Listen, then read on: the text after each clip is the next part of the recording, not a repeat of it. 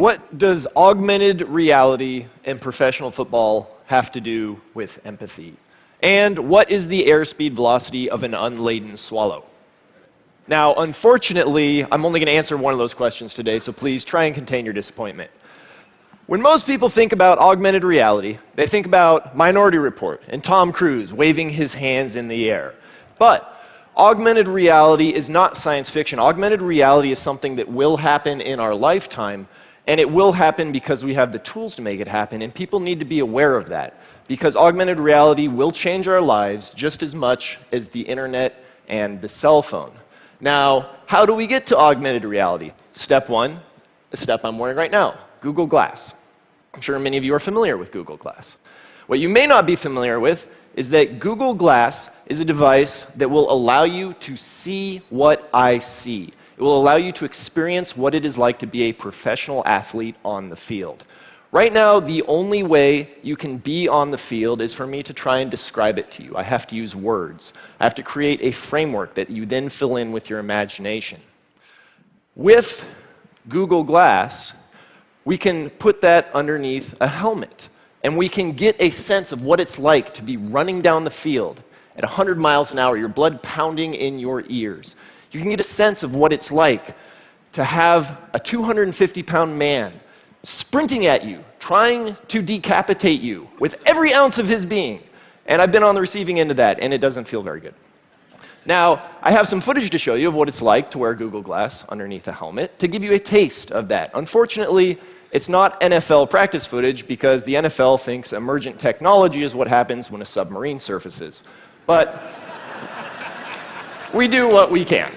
So, let's pull up some video. Go!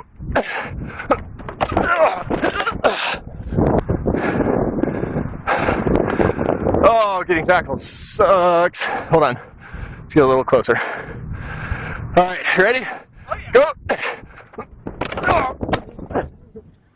So, as you can see, small taste of what it's like to get tackled on the football field from the perspective of the tacklee.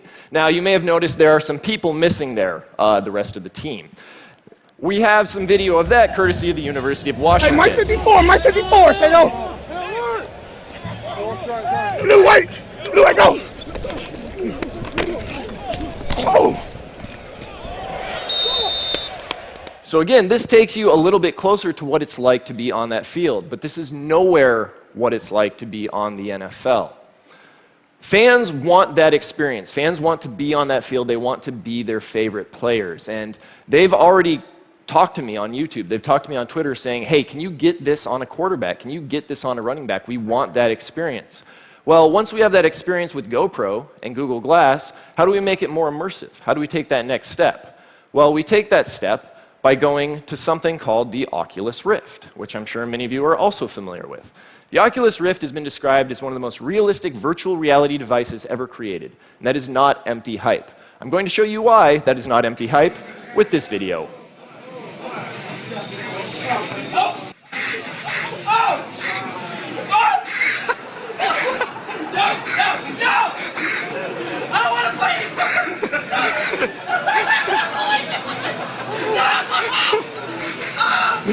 So, that is the experience of a man on a roller coaster in fear of his life. What do you think that fan's experience is going to be when we take the video footage of an Adrian Peterson bursting through the line, shedding a tackler with a stiff arm before sprinting in for a touchdown? What do you think that fan's experience is going to be when he's Messi sprinting down the pitch, putting the ball in the back of the net, or Federer serving in Wimbledon? What do you think his experience is going to be when he is going down the side of a mountain at over 70 miles an hour as an Olympic downhill skier? I think adult diaper sales may surge. But this is not yet augmented reality. This is only virtual reality, VR. How do we get to augmented reality, AR? We get to augmented reality when coaches and managers and owners look at this information streaming in that people want to see, and they say, how do we use this to make our teams better? How do we use this to win games? Because teams always use technology to win games. They like winning. It makes them money. So a brief history of technology in the NFL. 1965, Baltimore Colts put a wristband on their quarterback to allow him to call plays quicker. They ended up winning a Super Bowl that year. Other teams followed suit. More people watched the game because it was more exciting. It was faster. In 1994, the NFL put helmet radios into the helmets of the quarterbacks and later the defense. More people watched games because it was faster. It was more entertaining. In 2023, imagine you're a player walking back to the huddle and you have your next play displayed right in front of your face on your clear plastic visor that you already wear right now. No more having to worry about forgetting plays, no more worrying about having to memorize your playbook. You just go out and react. And coaches really want this because missed assignments lose you games, and coaches hate losing games. Losing games gets you fired as a coach. They don't want that. But augmented reality is not just an enhanced playbook. Augmented reality is also a way to take all that data and use it in real time to enhance how you play the game. What would that be like? Well, a very simple setup would be a camera on each corner of the stadium looking down, giving you a bird's eye view of all the people down there. You also have information from helmet sensors and accelerometers, technology that's being worked on right now. You take all that information and you stream it to your players. The good teams stream it in a way that the players can use. The bad ones have information overload. That determines good teams from bad. And now your IT department is just as important as your scouting department, and data mining is not for nerds anymore. It's also for jocks. Who knew? What would that look like on the field?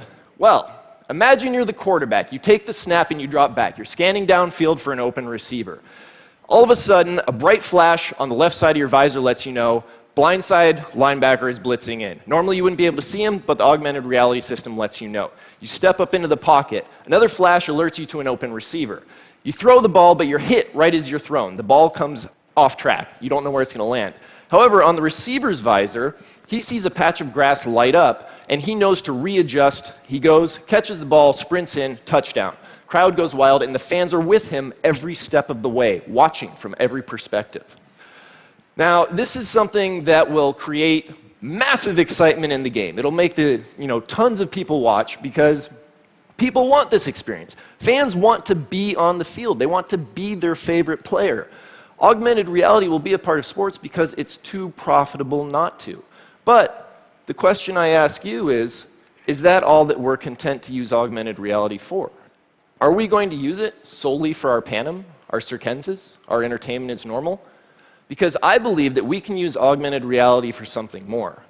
I believe we can use augmented reality as a way to foster more empathy within the human species itself, by literally showing someone what it looks like to walk a mile in another person's shoes. We know what this technology is worth to sports leagues. It's worth revenue to the tune of billions of dollars a year. But what is this technology worth to a teacher in a classroom, trying to show a bully just how harmful his actions are from the perspective of the victim? What is this technology worth to a gay Ugandan or Russian, trying to show the world what it's like living under persecution? What is this technology worth to a Commander Hadfield or a Neil deGrasse Tyson, trying to inspire a generation of children to think more about space and science instead of quarterly reports and Kardashians? Ladies and gentlemen, augmented reality is coming. The questions we ask, the choices we make, and the challenges we face are, as always, up to us. Thank you.